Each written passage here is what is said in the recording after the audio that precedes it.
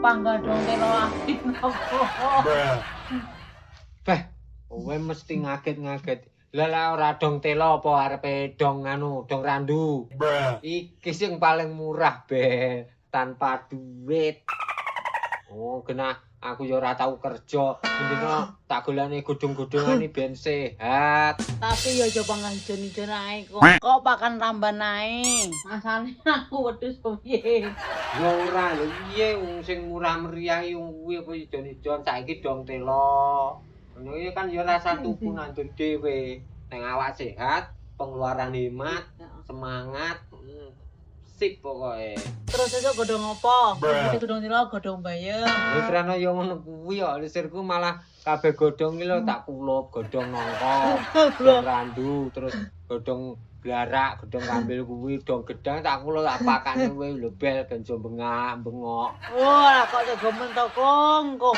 Setane bojone pedhot piye. Ya ora.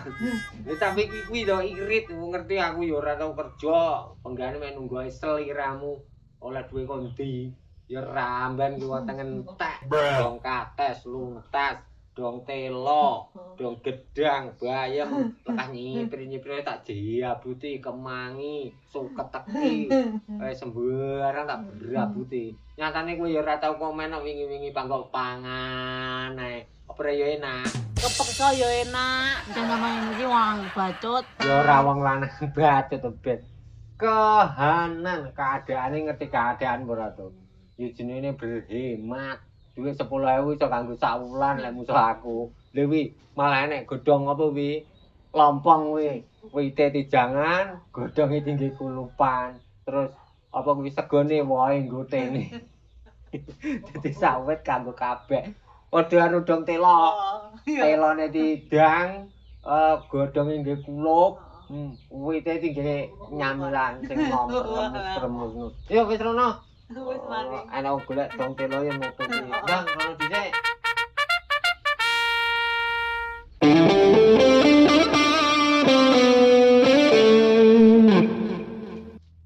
Rutus iki arep nyandi to, Bel. Arep nyusul kangkong nang jero ngene kancane. Nyusul jawamu kesepian ning jero ngene mbok ya celuk-celuk. Mlaku dhewe samarku ki nganu lho. Kesandung gek jungkel. Lah piye gabut tok dhewe? Yo gabut wayahe celuk-celuk. Samarku perlek jungkel ngono lho. Lek sampai jungkel kaya malah dadi ngono nggih. Ancane tak ngendhae. Wah, kowe sik angel kok uyar-uyar dhewe. Aku engko mau masane apa, Kong?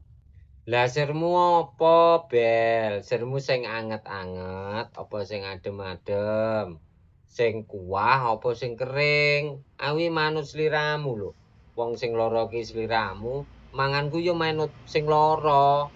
Masalah sing kering ae, Kong. Keringe berarti ya kawul damen kuwi. Ya wis, sajane sing apik iki kowe sing nganu berkuah, Bel. Poso-poso kan seger lek nggih sae nggih buka. Tapi lek kowe njaluk kering ya wis. Mari ngene engko sik tak resik-resik iki sik ya. Rumangsane aku sapi mau makan jamen. Ya ora to, wong Isbel tercantik di dunia kok. Padahal sapi. Tapi kan sapi ngono kae lek nguyuh kan sanggen-gen, ngotor sanggen-gen. Lah, Mbah Bel rumangsane lek nguyuh sanggen-gen apa ora? Iya, aku kan sapi. Saiki among ngomongin sampean lho, Kong. Amoh kaya montor Mbah amoh. Terus sing amoh ki apane? Yo kuwi mergo gawane penyakit loromu kuwi lho. Dadi ora ngontrol kok ngemohne. Lho biyen lek nggawe rumah saku lho ya alus-alusan, ora tau kembalian, ora tau tril-trilan. Lek ku numpaki persneleng siji gas alon-alon ngono. Ya lek langsung persneleng papat disenteng ngok ngono. Wong lek nggawe biyen ya alon-alon aku sing ngemohne. Saiki baute wis kendho, Kong. Dadine amen ngotor. Berarti sing ngemohne ya udu aku, Mbah Bel. Ya engko tak kencengane bautmu. Nggawe kunci pira ana, engko tak silene kunci Inggris.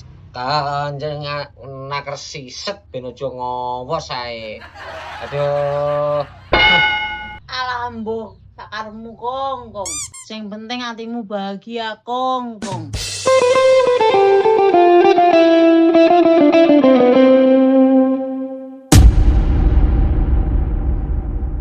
Kong bisa uripe sukses ke enak saiki mu Kong.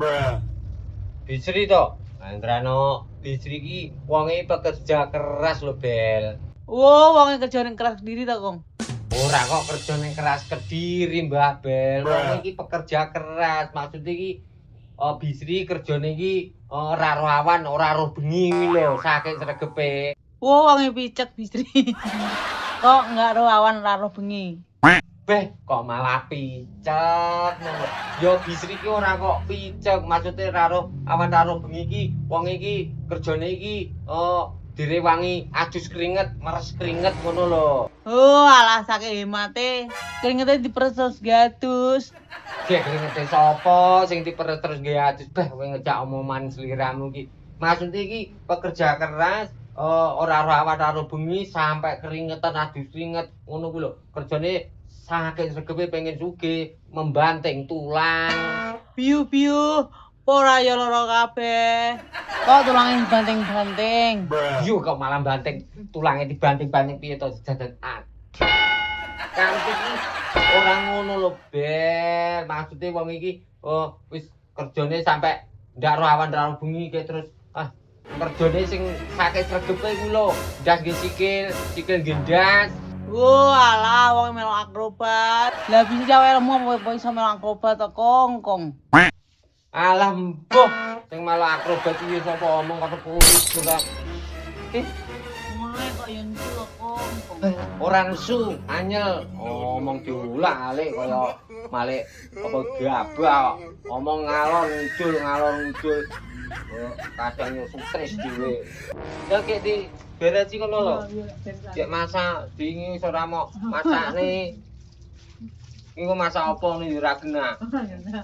Dingi kok masakne yo minyel ora kok bumbone tak pangan rasane kaya uyuh jaran. Masak.